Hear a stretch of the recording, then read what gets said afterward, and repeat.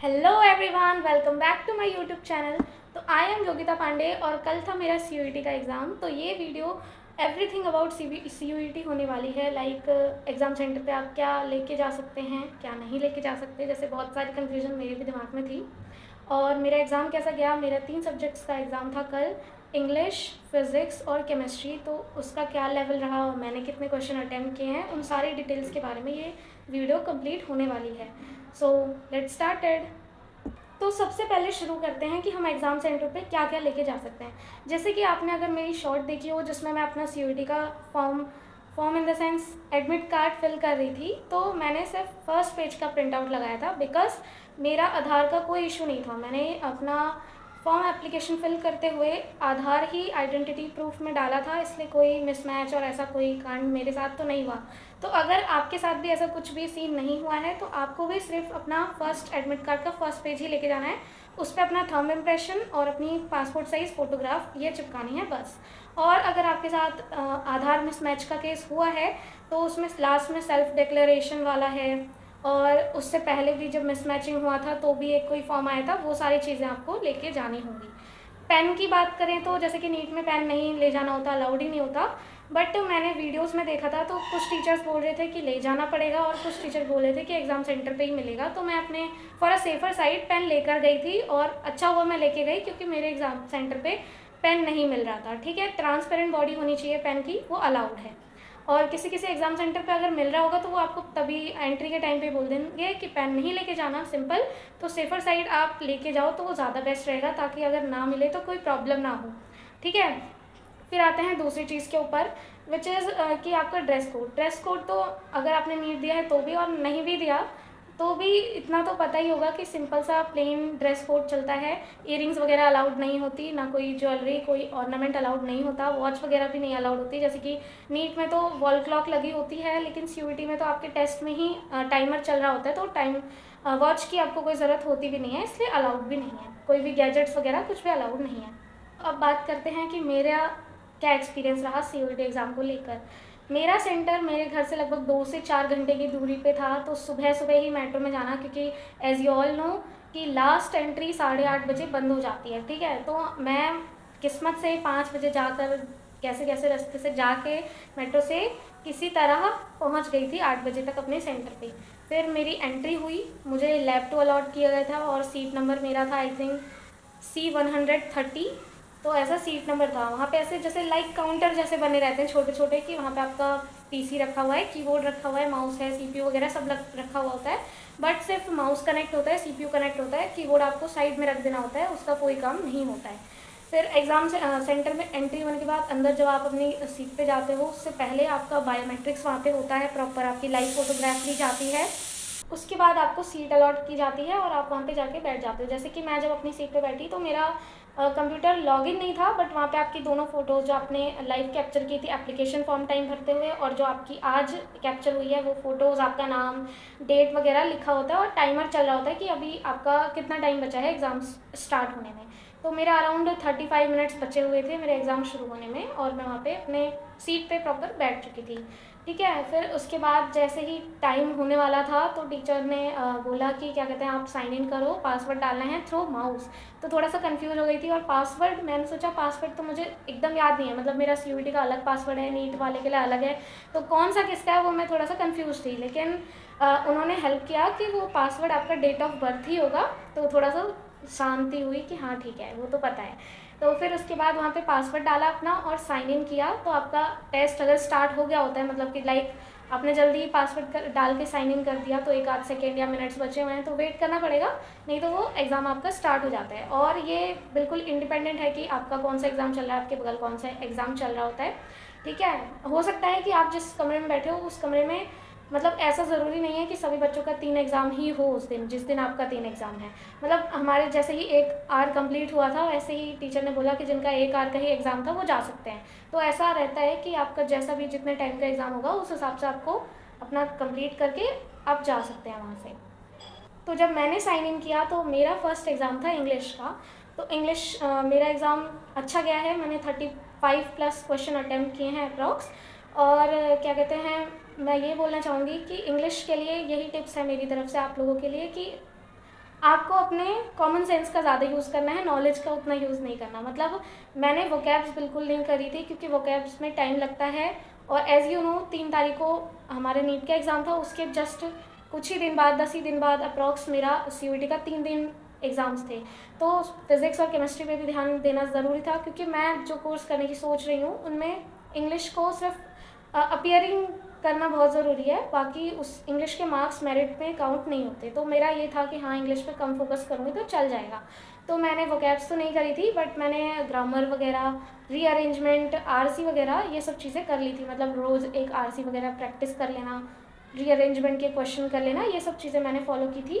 तो मैं इतना क्वेश्चन अटैम्प्ट करके आई हूँ। तो आपको भी यही सजेस्ट करूँगी, अगर आपको वोकैब में बहुत डर लग रहा है तो छोड़ दो, इतनी भी वोकैब नहीं होती। मतलब मैं अगर बोलूँ तो मेरे एग्ज़ाम में 3 से 4 क्वेश्चन रीअरेंजमेंट के थे, जिसमें से मैं शायद एक नहीं कर पाई थी, नहीं समझ आ रहा था, वो अलग ही था। और 2 RC आई थी मेरे में, और वोकैब बेस्ड क्वेश्चन आए थे, इडियम्स एंड फ्रेजेस आए थे, लेकिन मैंने लगभग 150 से 250 इडियम्स एंड फ्रेजेस लर्न कर रखे थे, उनमें से वो एक भी नहीं था। बट हाँ मैचिंग का था, तो अगर आपने इतने इडियम्स पढ़ रखे हैं ना तो आपको आइडिया लग जाता है कि हाँ इसका क्या मतलब हो सकता है, तो आप एक्सक्लेमेशन से कर सकते हो आराम से। और दूसरी चीज़ मैं ये कहना चाहूँगी कि इंग्लिश बहुत ज़्यादा हार्ड नहीं आई थी, आपको बस अपना कॉमन सेंस चलाना है और एलिमिनेशन मेथड का आप यूज़ करोगे तो बेस्ट जाएगा एग्ज़ाम। अब बात करते हैं सेकेंड एग्ज़ाम की। तो मेरा सेकेंड एग्ज़ाम खुला था फिज़िक्स का। हाँ, लेकिन उससे पहले मैं ये बता दूँ कि इंग्लिश का एग्ज़ाम कंप्लीट होते ही तो आपका मतलब ऐसा ज़रूरी नहीं है कि आपको खुद ही सबमिट करना होगा। अगर आप एग्ज़ाम ही कंप्लीट करने में रह जाते हो और अपना एग्ज़ाम सबमिट नहीं कर पाते तो वो सबमिट नहीं होगा, डोंट वरी, ऐसा नहीं होता। जैसे ही आपका टाइमर ख़त्म होगा तुरंत ही वो एग्ज़ाम खुद ही सबमिट हो जाएगा और दूसरा जो भी एग्ज़ाम आना होगा वो खुल जाता है। ठीक है, तो मेरा सेकेंड एग्ज़ाम था फिज़िक्स का। फिज़िक्स में मैं कहूँगी मोस्टली ईजी टू मॉडरेट था। 40 क्वेश्चंस लगभग ईजी टू मॉडरेट थे। उसके बाद 10 क्वेश्चन थे ऐसे जो थोड़े ज़्यादा ही मतलब moderate too difficult you can say. बाकी फिज़िक्स में अगर आपको फॉर्मूला वगैरह की अच्छी खासी नॉलेज है तो कोई इतना डरने की बात नहीं है। बहुत हाई लेवल JEE मेंस के क्वेश्चन नहीं आने वाले CUET में, तो आराम से हो जाएगा। बस आपको दिमाग चलाना है ध्यान से। मतलब मेरे साथ ऐसा हो रहा था कि 2-3 क्वेश्चन बहुत ही ईजी वाले, लाइक क्या ही बोलूँ, जैसे कि तुमने भी पढ़ा होगा कि हमारा इलेक्ट्रोमैग्नेटिक वेव में से हमें E/B=C वाला जो फॉर्मूला है उस पर बेस्ड एक क्वेश्चन आया था, बहुत ईजी था। बट मुझे मतलब वो दिख ही नहीं रहा कि वैल्यू क्या लिखा है। मुझे ऐसा दिख रहा था कि E की वैल्यू दी है 3y, ठीक है, y थी कि मतलब y डायरेक्शन में है, और मैं 3 लेके सॉल्व कर रही हूँ तो मेरा B की वैल्यू कुछ और ही आ रही है। पर लास्ट मोमेंट पे मतलब सबमिट करने से आई थिंक 2-4 मिनट पहले ही मैंने फिर से उसको ध्यान लगाया कि भाई ये तो इजी क्वेश्चन है, ये कैसे नहीं हो रहा है। तो फिर मैंने देखा वहाँ 36y लिखा था। मतलब ऐसा हो जाता है कि आप हड़बड़ी में ना आपको दिखाई नहीं देता, समझ नहीं आता कि क्या लिखा है वहाँ पे, तो बस आपको ध्यान से करना है, ठीक है, और आसानी से हो जाएगा, इतना कोई टेंशन लेने की बात नहीं है। बाकी अगर कोई और डिटेल्स जाननी हो तो आप कमेंट में बता दीजिएगा, मैं उसका रिप्लाई कर दूँगी। तो अब बात करते हैं थर्ड एग्ज़ाम की, जो कि मेरा केमिस्ट्री का था। केमिस्ट्री आज के पेपर में थोड़ी केमिस्ट्री आई थी, थोड़ी अजीब थी। मतलब मैं ये नहीं कहूँगी बहुत आसान थी जैसा मैंने देखा था। मैंने केमिस्ट्री के अराउंड बहुत सारे क्वेश्चन कर लिए थे ये 10 दिनों में, और नीट के टाइम पे भी आखिरकार केमिस्ट्री पढ़ तो रही थी, तो बहुत सारे क्वेश्चन किए थे। PYQ CUET के इतने सारे किए थे, मॉक टेस्ट वगैरह भी लगाए थे बहुत सारे। लेकिन फिर भी मैंने ये चीज़ नोटिस की कि मैंने जितने पढ़े से उनमें से सिर्फ मेरे को ऐसे 10 क्वेश्चन मिले होंगे जो डायरेक्ट मुझे दिखे होंगे कि हाँ ये तो मैंने पढ़ा हुआ है पहले से ही। बाकी सारे ऐसे थे कि आपको दिमाग लगाना पड़ेगा, बहुत आपकी टेस्टिंग की गई थी कि आपको आता है या नहीं आता। मतलब कि क्वेश्चन आया था हमारे 4 to 5 मार्क्स के क्वेश्चन आपके एक्टिवेशन एनर्जी वाले कॉन्सेप्ट से आए थे बहुत सारे, ठीक है। उसमें सॉल्व करने के लिए बहुत अजीब गरीब सी वैल्यूज़ दे रखी थी, तो टाइम कंज्यूमिंग तो था। केमिस्ट्री टाइम कंज्यूमिंग भी बनाया था, और थोड़ा मतलब ऐसे कि आपके सारे कॉन्सेप्ट को वो चेक कर ले, ऐसा था पेपर। बट डोंट वरी, सबके सेम नहीं आता है, किस्मत पे भी डिपेंड करता है कुछ कुछ। अगर आपने पढ़ाई की है, फॉर्मूला वगैरह सारे याद हैं, तो हो जाएगा आराम से, इतना डरने की बात नहीं है। मैंने उसमें अराउंड 40 क्वेश्चन के आसपास किया है, 40 या 35 के बीच में किए हैं मैंने क्वेश्चन, और फिज़िक्स का भी कुछ ऐसा ही हाल है, ठीक है। तो ऐसे मेरे तीनों एग्ज़ाम हो गए थे। आई होप कि आप लोगों को भी थोड़ा एक नॉलेज मिल गई होगी कि हाँ हमें क्या कैसे करना है, क्या चीज़ें लेके जानी है, कैसे ड्रेस कोड में जाना है एंड ऑल। और मैं दूसरी चीज़, ये बहुत बड़ी चीज़ कहना चाहूँगी कि टाइम से पहुंचना बहुत ज़्यादा इंपॉर्टेंट। जैसे मैंने बोला कि मेरा एग्ज़ाम इतनी दूर था, तो हमने मतलब सुबह से ही हम निकले ताकि हम मेट्रो से भी 2-3 घंटे लग रहे थे तो पहुंच जाए टाइम से, तो हम 8 बजे तक पहुंच गए थे। बट मेरी पेरेंट्स बता रहे थे जो बाहर थे कि मतलब बहुत सारे बच्चों का एग्ज़ाम छूटा है कल, और कुछ तो ऐसे भी बच्चे थे जो किसी और एग्ज़ाम सेंटर पे आ गए थे और उनका कहीं और था, और जब वो 8:30 बजे अपने ही दूसरे एग्ज़ाम सेंटर पे आए हैं तो अपने पे तो कैसे ही टाइम से पहुंचेगा इंसान। तो ऐसा बिल्कुल ध्यान से चले, ऐसा नहीं है कि हाँ आपको लग रहा है कि 3 घंटे लग रहे जाने में तो 4 घंटे लेके चलो, मतलब ट्रैफिक का कुछ कहने का नहीं है, इतनी भीड़ थी ना कि कुछ क्या ही कहूँ। तो इसलिए टाइम का बहुत ज़्यादा इंपॉर्टेंट है कि पेपर छूट गया तो फिर क्या ही फ़ायदा, मतलब एक भी सब्जेक्ट का अगर आपका पेपर छूटता है तो फिर आप एलिजिबल नहीं होगे ना CUET के लिए कि आपको कोई कॉलेज एडमिशन दे। तो इसलिए सबसे ज़्यादा इंपॉर्टेंट है टाइम से पहुँचना। So at the end of this video मैं बस यही कहना चाहूँगी, all the best for your exams. और मेरा नेक्स्ट और लास्ट एग्ज़ाम 25 को है, जो कि है बायोलॉजी का। तो अगर तुम में से किसी का बायो का एग्ज़ाम हो गया है तो मुझे भी ज़रा बताना कि कैसा आ रहा है। मतलब ऐसा तो नहीं कि बायो बच्चों की अच्छी होती है तो बायो का लेवल हाई कर रहे हो या ऐसा कुछ। तो अगर आप लोगों का किसी का भी बायो का एग्ज़ाम हो गया है तो कमेंट बॉक्स में ज़रूर बता के जाना, मेरे लिए भी बहुत हेल्प हो जाएगी।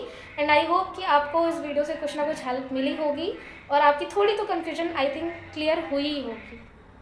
और अब मैं यही कहना चाहूँगी कि अच्छे से अपना एग्ज़ाम करके आना, बिल्कुल नर्वस मत होना, टाइम से हो जाता है एग्ज़ाम, बहुत ज़्यादा टाइम मैनेजमेंट की दिक्कत नहीं आती। मतलब मेरा इंग्लिश और केमिस्ट्री का एग्ज़ाम लगभग 5-10 मिनट पहले हो गया था, बस फिज़िक्स में थोड़ा सा टाइम लगा भाई, क्योंकि उसमें कैलकुलेशंस रहती हैं, तो आपकी कैलकुलेशन पर डिपेंड करता है कि आप फटाफट से कैलकुलेट कर लेते हो या नहीं, तो उसके अकॉर्डिंग ही होता है। तो अब मैं लास्ट में यही कहना चाहूँगी कि अगर आपको वीडियो पसंद आई हो तो लाइक कर देना और सब्सक्राइब कर लो। और जल्द ही मेरी एक और वीडियो आने वाली है, जैसे कि मेरा बोर्ड का रिज़ल्ट अभी 13th को आया था, तो उसके बाद 15th को ही मेरा CUET का एग्ज़ाम था, तो मैंने सिर्फ रिएक्शन वीडियो छोटी सी डाली थी। बाकी बहुत सारे क्लिप्स हैं, बहुत सारी इंपॉर्टेंट चीज़ें हैं जो कि मैं आप लोगों के साथ शेयर करने वाली हूँ बहुत जल्द ही। तो फटाफट से सब्सक्राइब कर लो और थैंक यू।